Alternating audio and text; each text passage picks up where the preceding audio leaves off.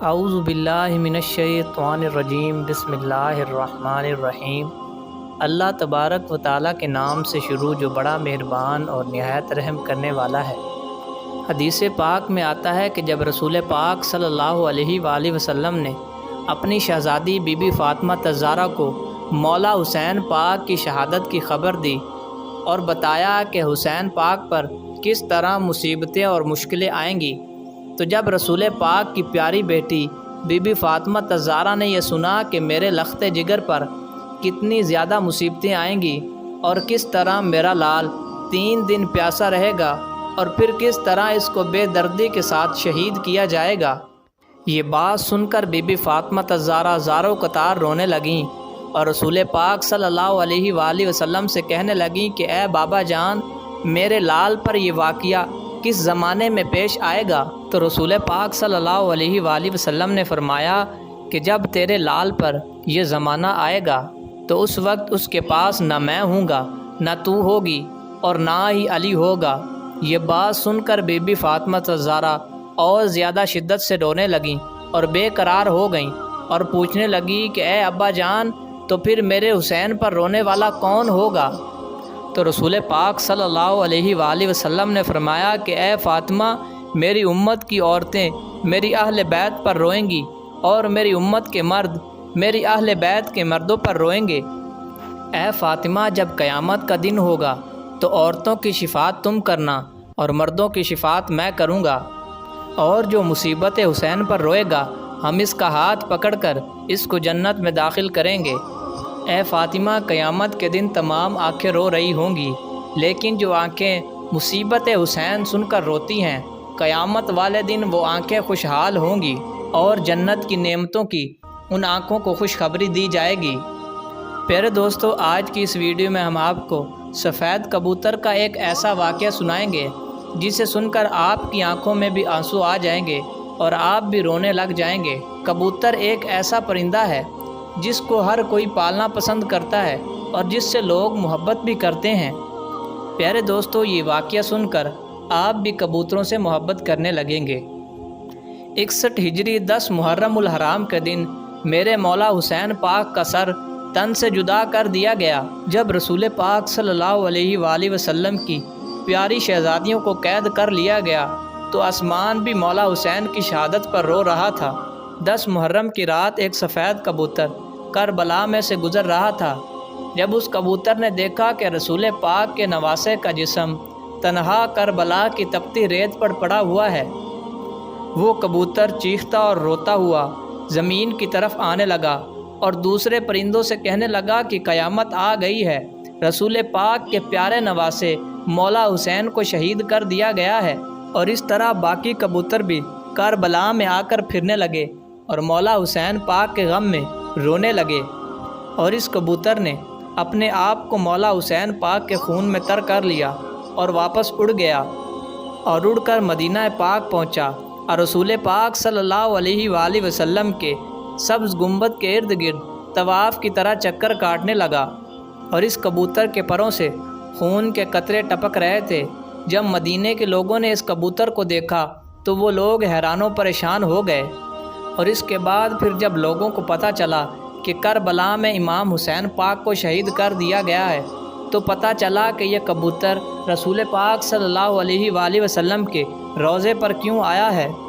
یہ کبوتر اس لیے آیا تھا تاکہ لوگوں کو پتہ چل سکے کہ کربلا میں امام حسین پاک کو بے دردی سے شہید کر دیا گیا ہے، اور بزرگ فرماتے ہیں کہ جو سفید رنگ کا کبوتر ہے وہ اسی کبوتر کی نسل میں سے ہے،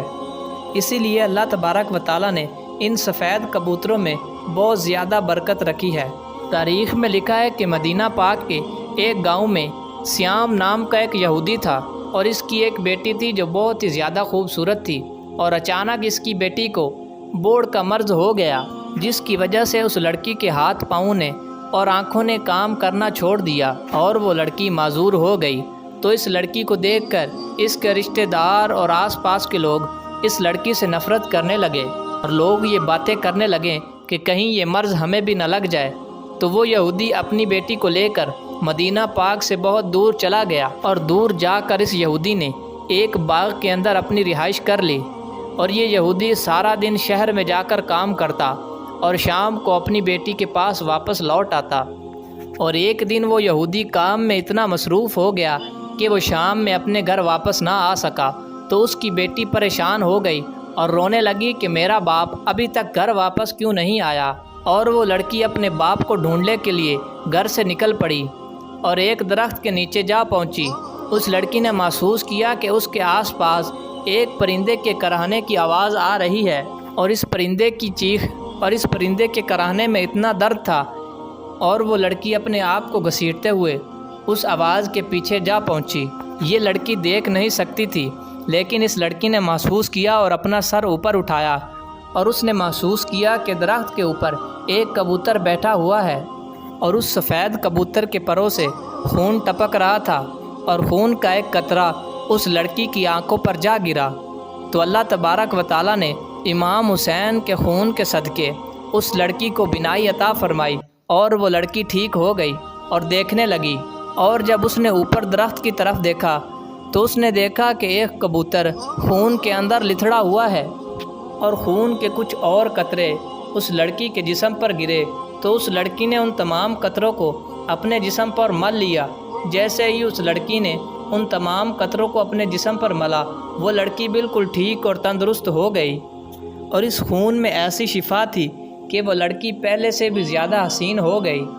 پھر اس کے بعد وہ لڑکی اٹھی اور باغ سے نکل کر اپنے باپ کو تلاش کرنے لگ گئی۔